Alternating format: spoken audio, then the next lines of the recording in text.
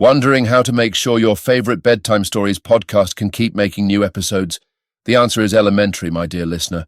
If you're enjoying the podcast and never miss an episode, we invite you to become a Spotify supporter through the link in the show notes.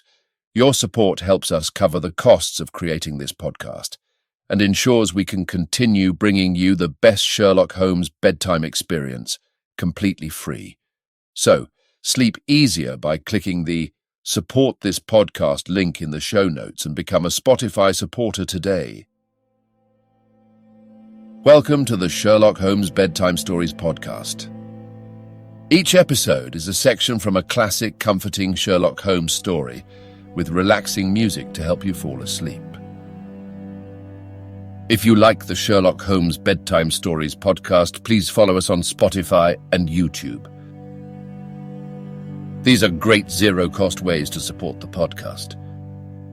Please leave a 5-star rating for the Sherlock Holmes Bedtime Stories podcast on Spotify and Apple Podcasts, and press the like button on YouTube. If you have comments or suggestions for the Sherlock Holmes Bedtime Stories podcast, please leave a review with your thoughts. There are a few ways to do this. On Spotify, leave a comment in the episode's Q&A under the question, "What did you think about this episode?" On YouTube, leave a comment on an episode video. And on Apple Podcasts, write a review for the show. We do read every review and comment and want to make sure this podcast helps you get a good night's sleep. And finally, please follow Sherlock Holmes Bedtime Stories on Instagram. We post about upcoming episodes, fun facts from the world of Sherlock Holmes, and tips to help you get a good night's sleep. Again, it's Sherlock Holmes Bedtime Stories on Instagram. Thank you for joining us this evening.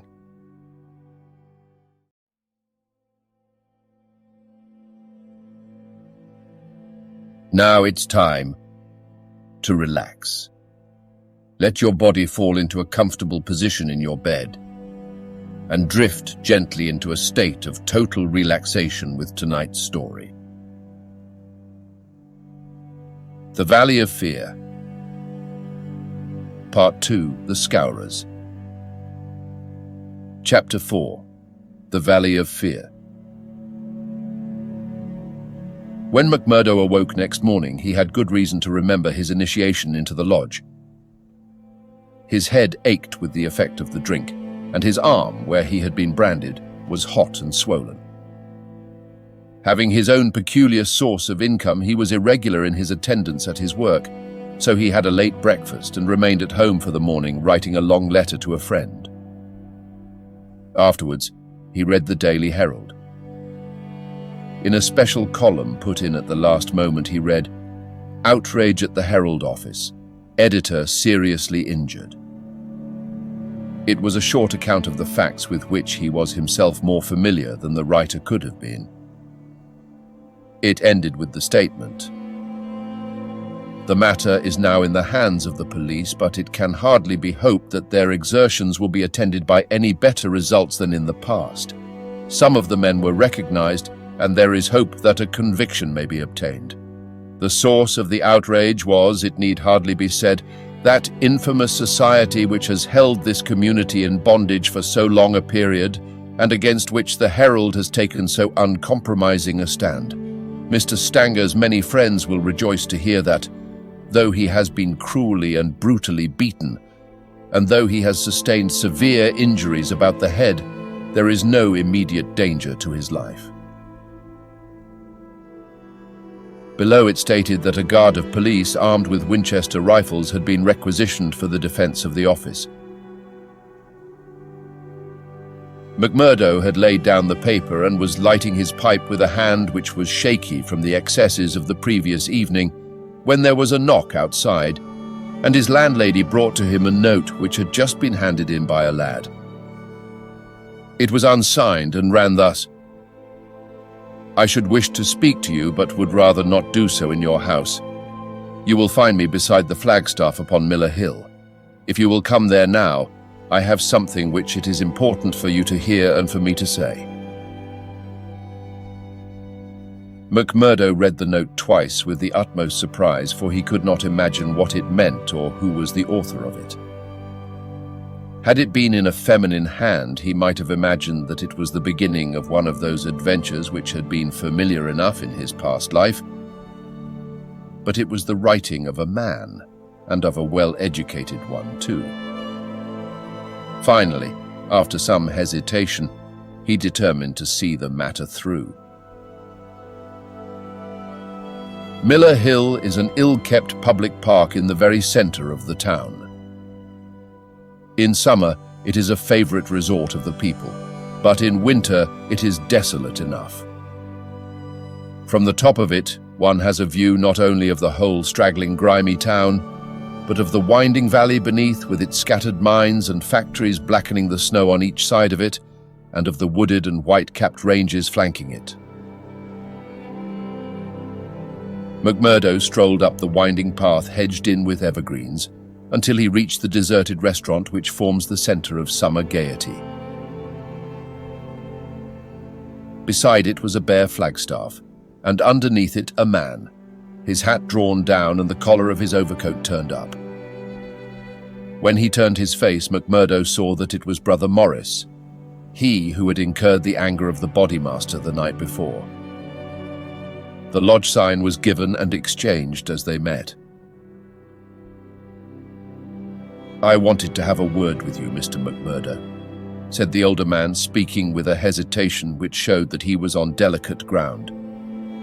"It was kind of you to come. Why did you not put your name to the note?" "One has to be cautious, mister. One never knows in times like these how a thing may come back to one. One never knows either who to trust or who not to trust. Surely one may trust brothers of the lodge." No, not always," cried Morris with vehemence. "Whatever we say, even what we think, seems to go back to that man McGinty." "Look here," said McMurdo sternly. "It was only last night, as you know well, that I swore good faith to our bodymaster. Would you be asking me to break my oath?" "If that is the view you take," said Morris sadly, "I can only say that I am sorry I gave you the trouble to come and meet me. Things have come to a bad pass when two free citizens cannot speak their thoughts to each other." McMurdo, who had been watching his companion very narrowly, relaxed somewhat in his bearing. "Sure, I spoke for myself only," said he. "I am a newcomer, as you know, and I am strange to it all. It is not for me to open my mouth, Mr. Morris, and if you think well to say anything to me, I am here to hear it." "And to take it back to Boss McGinty," said Morris bitterly. "Indeed, then, you do me injustice there," cried McMurdo. "For myself, I am loyal to the lodge, and so I tell you straight. But I would be a poor creature if I were to repeat to any other what you might say to me in confidence.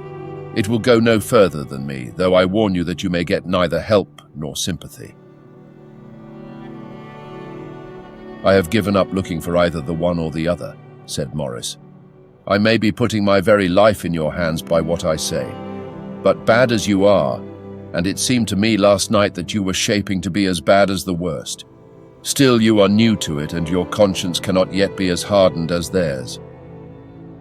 That was why I thought to speak with you." "Well, what have you to say?" "If you give me away, may a curse be on you." "Sure, I said I would not." "I would ask you then, when you joined the Freemen Society in Chicago and swore vows of charity and fidelity, did ever it cross your mind that you might find it would lead you to crime?" "If you call it crime," McMurdo answered. "Call it crime?" cried Morris, his voice vibrating with passion. "You have seen little of it if you can call it anything else. Was it crime last night when a man old enough to be your father was beaten till the blood dripped from his white hairs? Was that crime, or what else would you call it? There are some would say it was war, said McMurdo. A war of two classes with all in so that each struck as best it could. Well, did you think of such a thing when you joined the Freemen Society at Chicago? No, I'm bound to say I did not. Nor did I when I joined it at Philadelphia. It was just a benefit club and a meeting place for one's fellows. Then I heard of this place, cursed the hour that the name first fell upon my ears, and I came to better myself, my God, to better myself. My wife and 3 children came with me. I started a dry goods store on Market Square, and I prospered well. The word had gone round that I was a freeman, and I was forced to join the local lodge, same as you did last night. I've the badge of shame on my forearm and something worse branded on my heart. I found that I was under the orders of a black villain and caught in a meshwork of crime. What could I do? Every word I said to make things better was taken as treason, same as it was last night. I can't get away, for all I have in the world is in my store. If I leave the society, I know well that it means murder to me, and God knows what to my wife and children. Oh man, it is awful, awful! He put his hands to his face, and his body shook with convulsive sobs. McMurdo shrugged his shoulders. You were too soft for the job, said he. You are the wrong sort for such work. I had a conscience and a religion, but they made me a criminal among them. I was chosen for a job. If I backed down, I knew well what would come to me. Maybe I'm a coward. Maybe it's the thought of my poor little woman and the children that makes me one. Anyhow I went, I guess it will haunt me forever. It was a lonely house 20 miles from here, over the range yonder. I was told off for the door, same as you were last night. They could not trust me with the job. The others went in. When they came out, their hands were crimson to the wrists. As we turned away, a child was screaming out of the house behind us. It was a boy of 5 who had seen his father murdered. I nearly fainted with the horror of it, and yet I had to keep a bold and smiling face. For well I knew that if I did not, it would be out of my house that they would come next with their bloody hands, and it would be my little Fred that would be screaming for his father. But I was a criminal then, part sharer in a murder, lost forever in this world, and lost also in the next. I am a good Catholic, but the priest would have no word with me when he heard I was a scourer, and I am excommunicated from my faith. That's how it stands with me. And I see you going down the same road, and I ask you what the end is to be. Are you ready to be a cold-blooded murderer also, or can we do anything to stop it? What would you do? Asked McMurdo abruptly. You would not inform. God forbid, cried Morris. Sure, the very thought would cost me my life. That's well, said McMurdo. I'm thinking that you are a weak man and that you make too much of the matter. Too much. Wait till you have lived here longer. Look down the valley. See the cloud of 100 chimneys that overshadows it.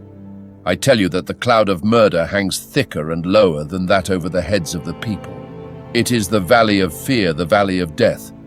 The terror is in the hearts of the people from the dusk to the dawn. Wait, young man, and you will learn for yourself. Well, I'll let you know what I think when I have seen more, said McMurdo carelessly. What is very clear is that you are not the man for the place, and that the sooner you sell out, if you only get a dime a dollar for what the business is worth, the better it will be for you. What you have said is safe with me, but by gar, if I thought you were an informer— No, no, cried Morris piteously. Well, let it rest at that. I'll bear what you have said in mind, and maybe someday I'll come back to it. I expect you meant kindly by speaking to me like this. Now I'll be getting home. One word before you go, said Morris. We may have been seen together. They may want to know what we have spoken about. Ah, that's well thought of. I offer you a clerkship in my store. And I refuse it. That's our business. Well, so long, Brother Morris, and may you find things go better with you in the future. That same afternoon, as McMurdo sat smoking, lost in thought beside the stove of his sitting room, the door swung open and its framework was filled with the huge figure of Boss McGinty. He passed the sign, and then seating himself opposite to the young man, he looked at him steadily for some time, a look which was as steadily returned. "I'm not much of a visitor, Brother McMurdo," he said at last. "I guess I'm too busy over the folk that visit me, but I thought I'd stretch a point and drop down to see you in your own house."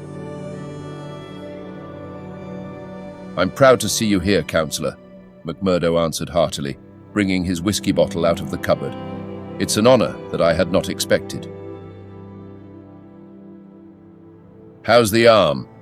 asked the boss. McMurdo made a wry face. "Well, I'm not forgetting it," he said, "but it's worth it." "Yes, it's worth it," the other answered.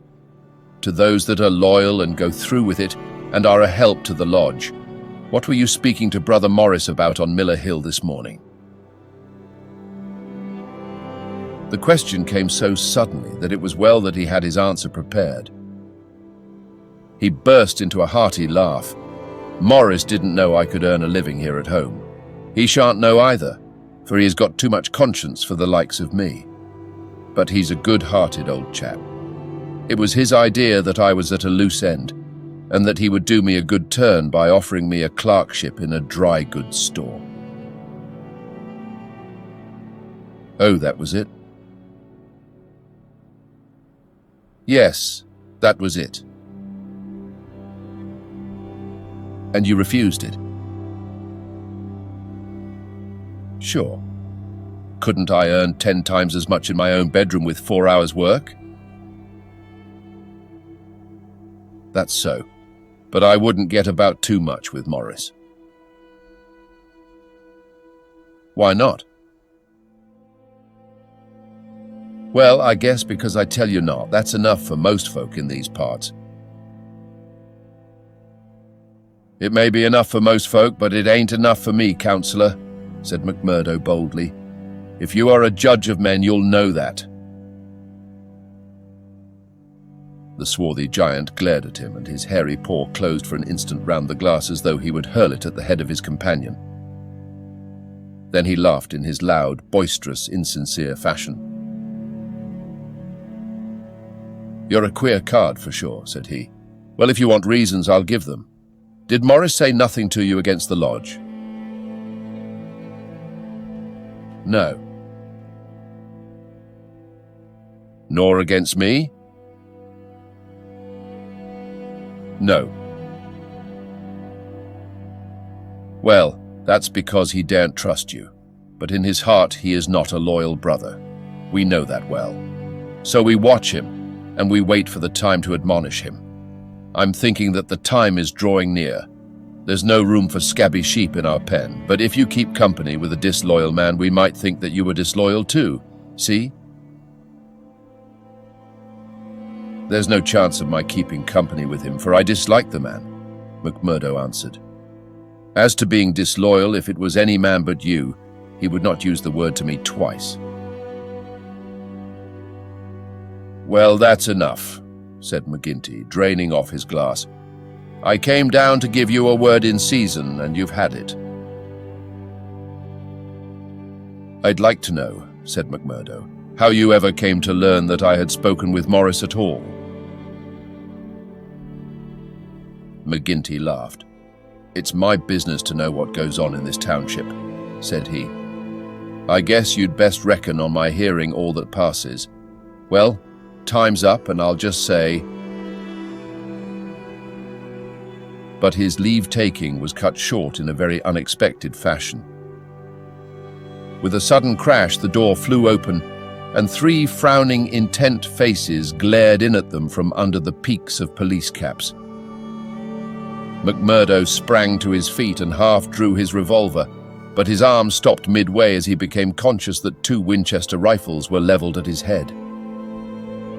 A man in uniform advanced into the room, a 6-shooter in his hand. It was Captain Marvin, once of Chicago and now of the Mine Constabulary. He shook his head with a half-smile at McMurdo. "I thought you'd be getting into trouble, Mr. Crooked McMurdo of Chicago," said he. "Can't keep out of it, can you? Take your hat and come along with us."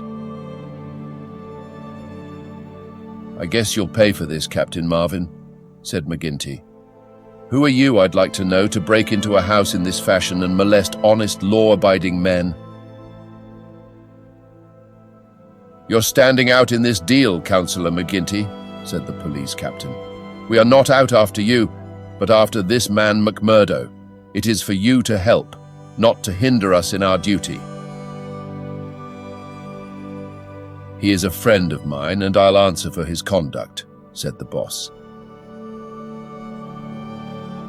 "By all accounts, Mr. McGinty, you may have to answer for your own conduct some of these days," the captain answered. "This man McMurdo was a crook before ever he came here, and he's a crook still. Cover him, patrolman, while I disarm him." "There's my pistol," said McMurdo coolly. "Maybe, Captain Marvin, if you and I were alone and face to face, you would not take me so easily." "Where's your warrant?" asked McGinty. "By gar, a man might as well live in Russia as in Vermissa while folk like you are running the police. It's a capitalist outrage, and you'll hear more of it, I reckon." "You do what you think is your duty the best way you can, Councillor. We'll look after ours." "What am I accused of?" asked McMurdo. "Of being concerned in the beating of old Editor Stanger at the Herald office. It wasn't your fault that it isn't a murder charge." "Well, if that's all you have against him," cried McGinty with a laugh, "you can save yourself a deal of trouble by dropping it right now. This man was with me in my saloon playing poker up to midnight, and I can bring a dozen to prove it." "That's your affair, and I guess you can settle it in court tomorrow. Meanwhile, come on, McMurdo, and come quietly if you don't want a gun across your head.